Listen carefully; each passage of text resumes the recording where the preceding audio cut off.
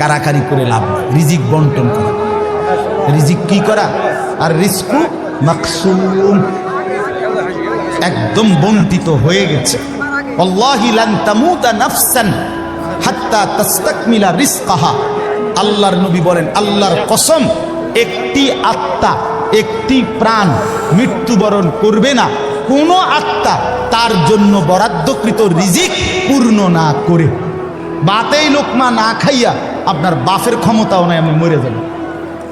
আর যেটা নাই সেটা আপনি খাইতে পারবেন।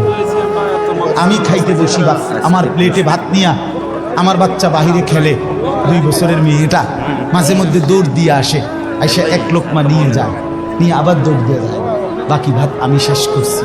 তো আমার মালিক যেন বলে, আনিস, ওই মাঝখানের এই লোকমাটা তোর মেয়েরই ছিল, আমি তাকে যথাসময়ই নেওয়ার জন্য পাঠাচ্ছি। তুমি যদিও ভাবছিলা পুরা ভাত তোমার